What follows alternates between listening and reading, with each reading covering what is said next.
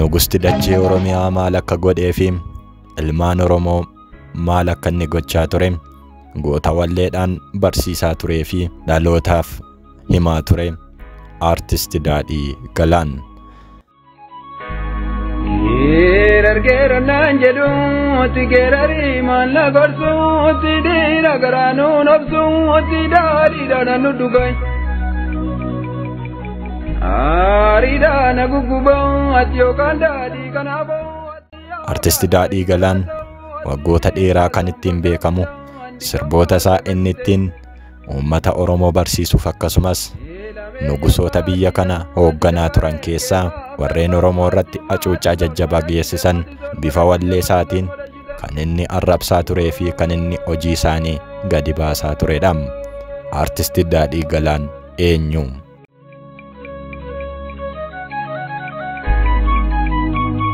Biyya baakiyyaa irratti itti dubbachuuf dhugaa dhabee ni taa'u barcuma dhabee ni kabaja nama dhabee. Jirachuuf jiru dhabee ni barreen gargaan akkasii itti baaranni sakkasuma ati baaruma baraan taane itti tajaajiltu keessumaa.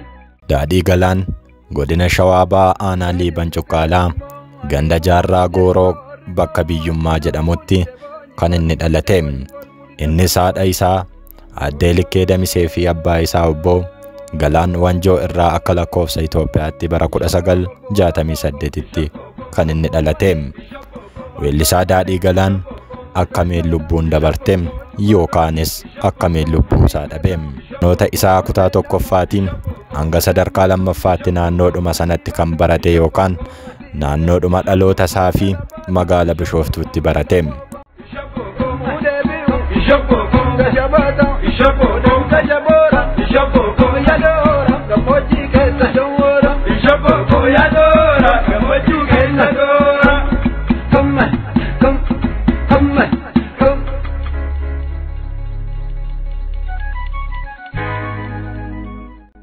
Daadhii Galaan akkuma ijoollee baadiyyaa kamittuu loon tiksaa bishaan waraabaa maatii isaa gargaaraa kan inni guddate. Booddee garuu erga guddatee obbarees fedhii aartiidhaaf qabu ijoollummaa isaatii jalqabee dabalaa waan dhufeef yeroo mana barnootaa turettis gumii dargaggoota afaan Oromoo hundeessuun walaloo fi diraamaawwan garaagaraas hojjechaa turuun isaa ni yaadatama.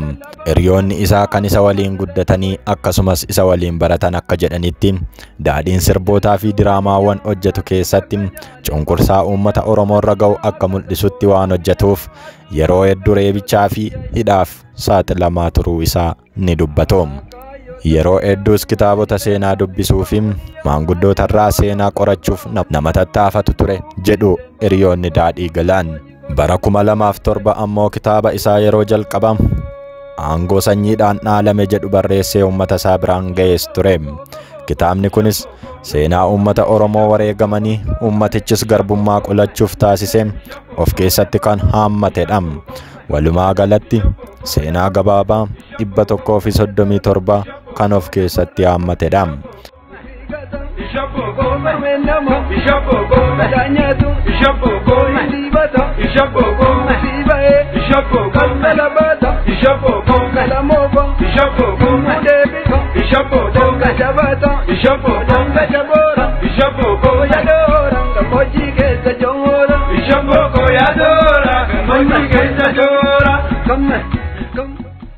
Bara 2011 kanattis kitaaba seenaa mata dureen isaa Boolla Nugusa Nyaate jedhu dubbistootaaf gumaacheera.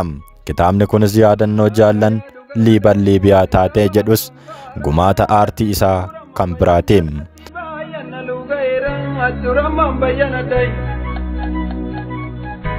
Baay'anachuu gaheeran atamam geessi yoo tolee etti yoo qallaan morrii tolee etti yoo ramnaan abjuun tolee etti yoo deemnaan milkiin tolee yoo deemnaan milkiin tolee yoo deemnaan milkiin tolee.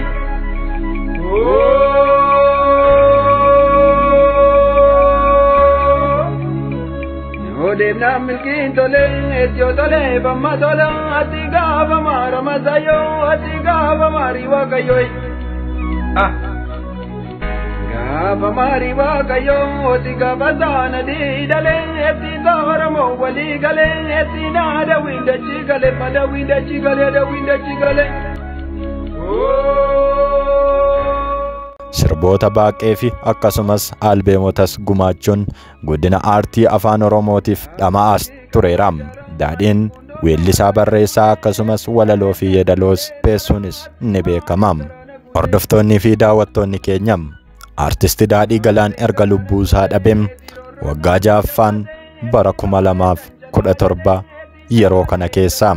Hordoftoonni fi daawwattoonni keenya seenaa gabaabaa Daadhii Galaan asumarra goolabnee jirra.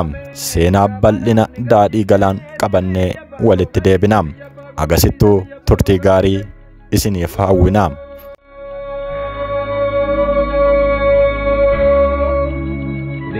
Ya faranji dima ati biya faranji dima ati bira firati dina ati biya lechizadi.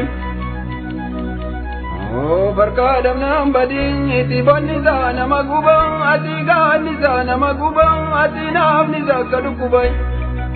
Biya dan injire biya dan injire biya dan injire. Oh